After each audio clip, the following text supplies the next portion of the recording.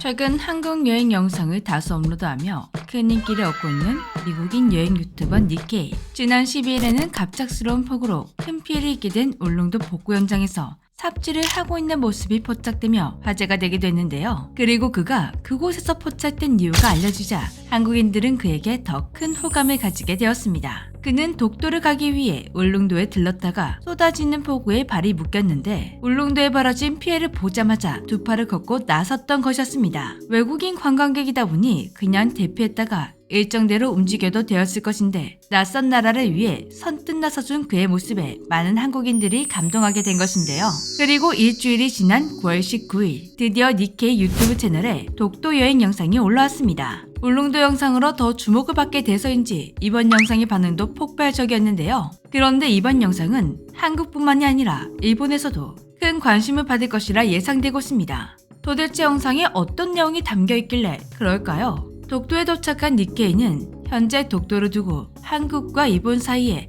갈등이 있다는 걸 말하며 최대한 독도에 대한 양국의 시각을 객관적으로 전달하려 노력했습니다. 그는 자신이 한국이나 일본을 대표하는 인물이 아니라고 말하며 독도는 역사적으로 한국의 영토였다는 수많은 증거들이 존재한다고 설명했습니다. 그러나 일본은 여전히 한국이 독도를 불법적으로 점유하고 있다고 주장한다는 것도 자세히 다뤘습니다. 1904년 일본의 침략 이후 독도가 일본의 영토로 편입되었으며 2차 대전 이후 일본이 빼앗은 영토를 반환해야 했음에도 불구하고 독도가 제외되었다고 지적했습니다. 그는 한국 전쟁 시 독도의 영유권이 불확실해질 가능성을 언급하며 일본이 이 기회를 이용해 독도를 자기네 땅이라고 주장하고 있다고 덧붙였는데요. 니케이의 이러한 발언은 일본 내에서 큰 화제가 될 것으로 보입니다. 일본에서도 독도 문제는 굉장히 민감한 사항으로 여기는데 니케이의 채널은 전 세계를 대상을 하고 있어 그의 독도 관련 영상은 국제적으로 큰 관심을 받을 수 있기 때문입니다. 그리고 일본인들이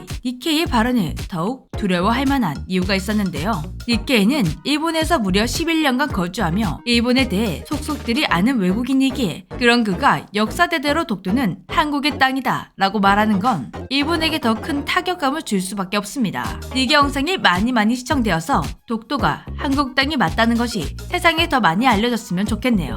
최근 들어 독도를 노리는 일본의 지랄이 더욱 심해졌습니다. 한국 걸그룹이 독도는 우리 땅을 불렀다며 항의를 하고 독도 방어 훈련 다음날 우리 국방부에게 이제 독도 방어 훈련을 일절 하지 말라며 강력하게 요구를 해왔다고 합니다. 그것도 일본 네티즌이 아닌 일본 방위성에서 말이죠.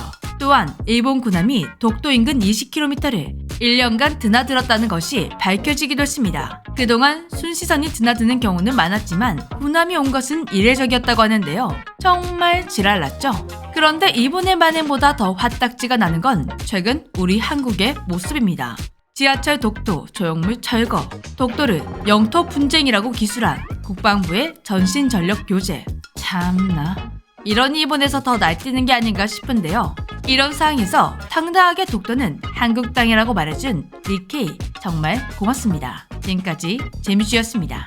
안녕.